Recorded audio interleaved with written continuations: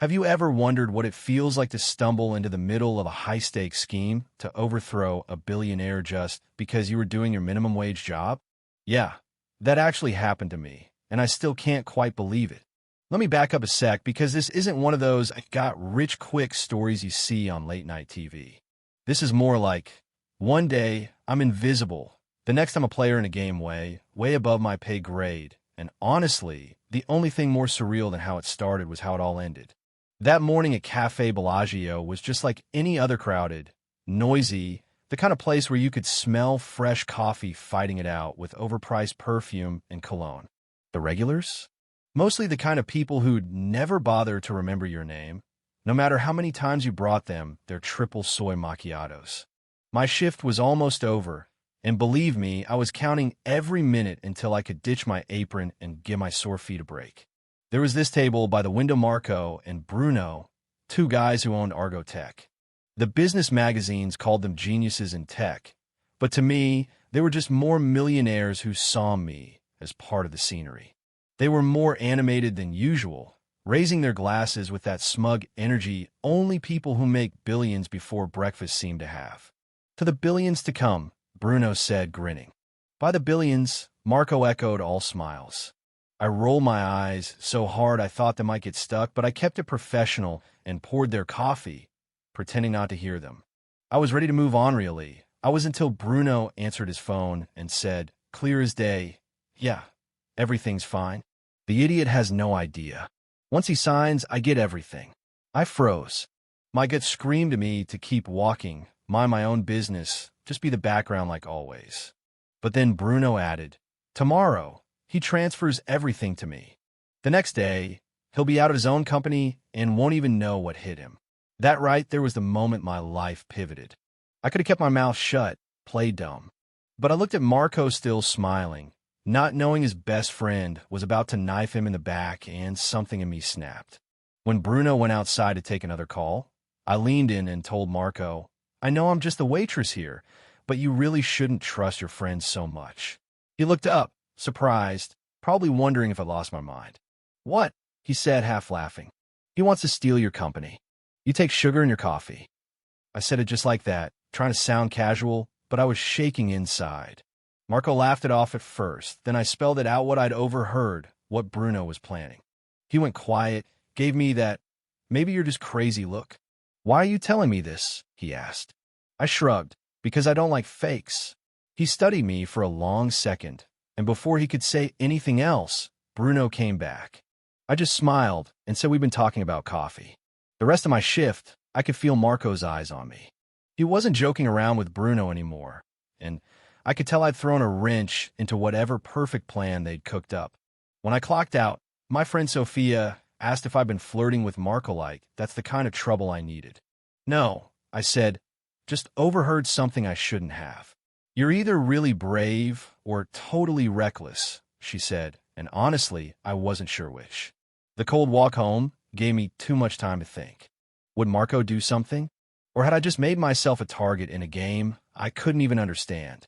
The next morning, a fancy black car idled outside my apartment. At first, I thought it was a mistake.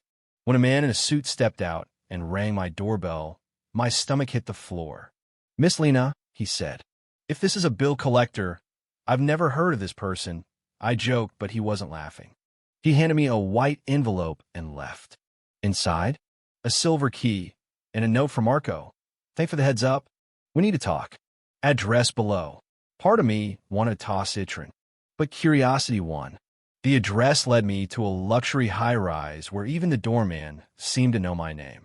Marco was waiting on the rooftop, holding a whiskey, acting like billionaires always call in random waitresses for secret meetings.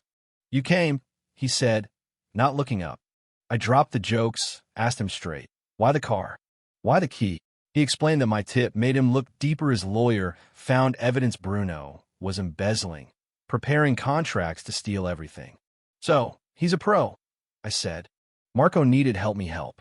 You're the only one who heard that conversation and the only one who warned me, he said. I stared at the key.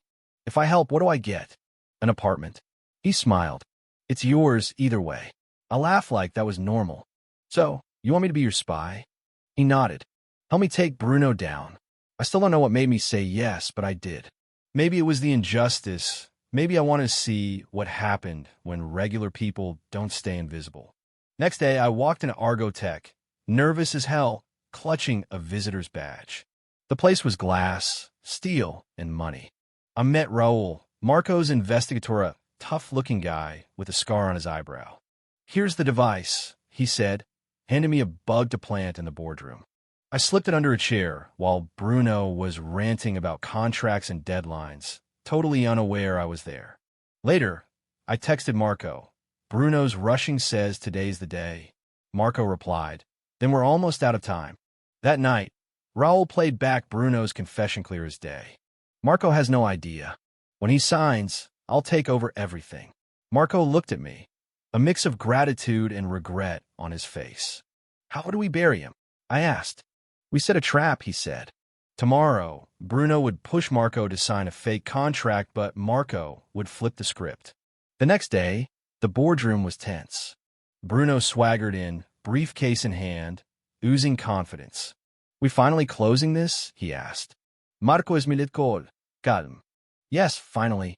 Bruno slid the documents over. Marco hesitated, then signed. Bruno grinned, thinking he'd won.